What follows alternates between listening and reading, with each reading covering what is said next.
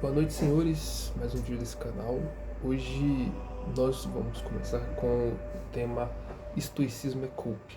Vou fechar o WhatsApp aqui no PC. Me falaram nos últimos vídeos para eu criar um roteiro. Eu não quero criar roteiros nesses tipos de vídeo, nem quero citar autores específicos, mas eu trouxe os 3 pontos principais em relação a pontos para irem me guiando no meu raciocínio aqui. E o estoicismo, né, ele virou uma coisinha famosa de internet, agora virou modinha, graças aos vídeos de TikTok, gente dramática que não lê um livro.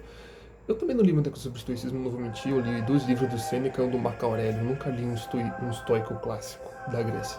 Então minhas opiniões podem estar um pouco falhas aqui neste vídeo. Mas eu vou partir para 2 autores que são de pontos extremamente distintos para falar do porquê o estoicismo é um golpe terrível, um LARP maldito, que é o Nietzsche, um aristocrata ateu, e o Chesterton, que é um católico apaixonado.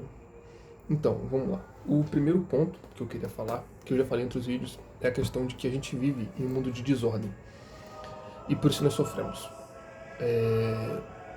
Nós temos paixões, e o problema do estoicismo, né, aquela questão de alcançar a ataraxia, acho que é assim que se pronuncia, que é aquele estado de desapego completo das paixões, é uma burrice, é idiota. Na visão católica principalmente, se você é católico e se diz estoico, você é um imbecil. Se você é cristão também, não sei se tem protestante que assiste meus vídeos, provavelmente deve ter também.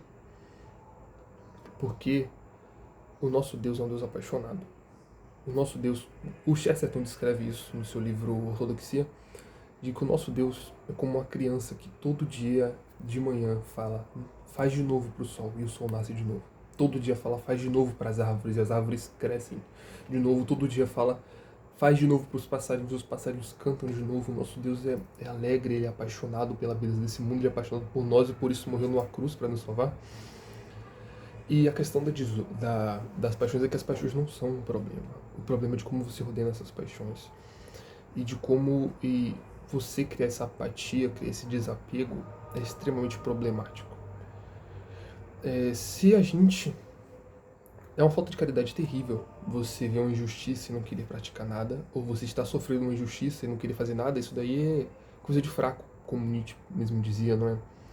O Nietzsche afirma, eu vou pegar aqui o ponto, que é a falta de paixão, que eu já mencionei, né?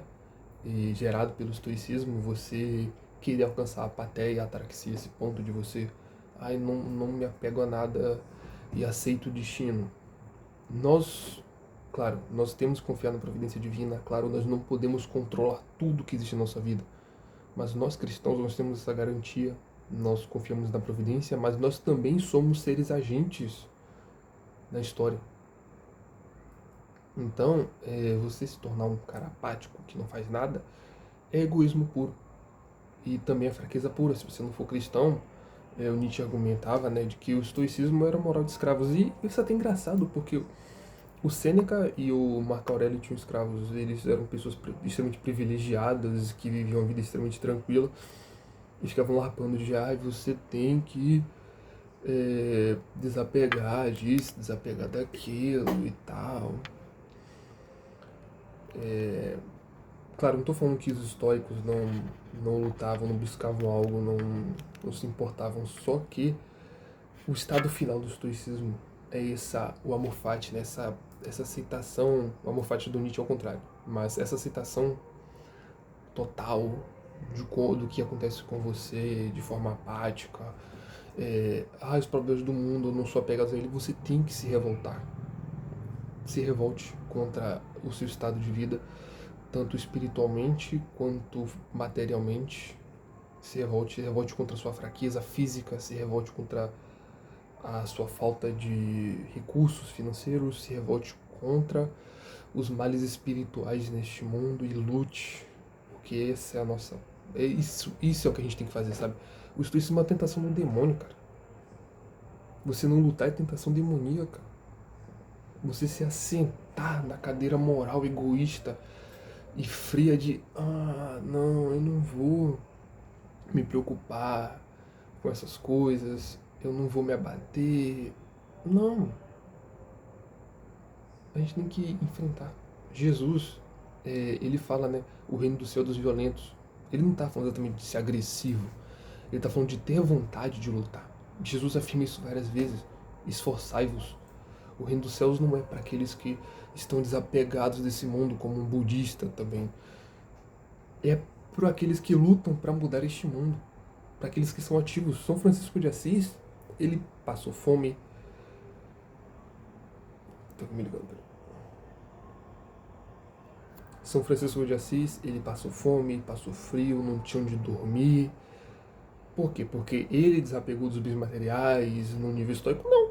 Porque ele era tão apaixonado pela caridade, por Jesus Cristo, que ele suportava tudo aquilo pelos pobres, pelas pregações. Santo Antônio, os jesuítas foram até o topo do Himalaia. Eles suportaram tudo aquilo por puro estoicismo? Não. Aquilo foi paixão. É paixão que move o ser humano. O ser humano é apaixonado, a gente é movido por amor, que nos dá força, é o amor. Você desapega. E o amor inicia-se com a paixão não é ruim. O problema é como você ordena as paixões. O que você decide amar é o que você vai se tornar. Ame o que é bom e você vai se tornar bom, e suas paixões serão boas, e você vai ter uma força boa. Ame o que é ruim, você vai ser... Nossa, tá um carro ali. Enfim, outro ponto aqui que eu coloquei é o ponto de que os estoicos têm essa questão, né, de que eles querem encontrar a solução dos problemas deles mesmos. Ou seja, você tipo, vai chegar a um nível de estoicismo que você vai estar tão tranquilo consigo mesmo que você vai achar as respostas dentro de você e a tranquilidade dentro de você. Não, a gente tem que procurar fora. Um ponto engraçado, e eu tô falando de budismo aqui, mas não tem nada, mas tem um pouco a ver, tá ligado? O símbolo do budismo é aquela roda, né, que é assim, pom, pom, pom, pom, pom, pom. É engraçado, porque o budismo faz você olhar, circular dentro de você, porque a iluminação tem você. Assim como o estoicismo. O estoicismo e o budismo são um pouco parecidos em algumas... Isso foi uma burrice minha, mas enfim, né, nesse sentido. Já a cruz aponta para fora. E esse é o ponto.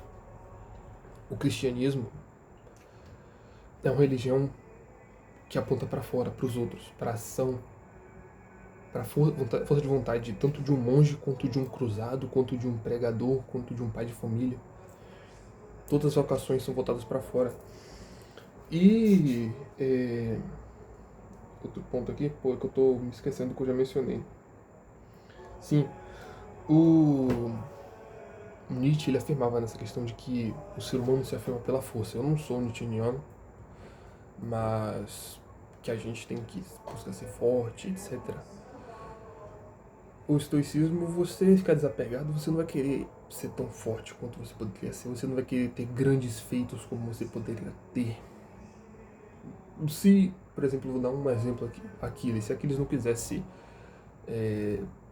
ter os prêmios dele, ele não ter a glória dele, ele não ia lutar, ele ia, não ia ligar pra vida dele, tá ligado? Se Odisseu fosse um cara estoico, ele ia ficar na ilha, ele ia ficar em qualquer ilha, sabe? Ele ia aceitar o destino dele, os deuses não querem que eu vá, então eu aceitei o destino, não vou voltar para Penélope. Mas não, ele se esforçou.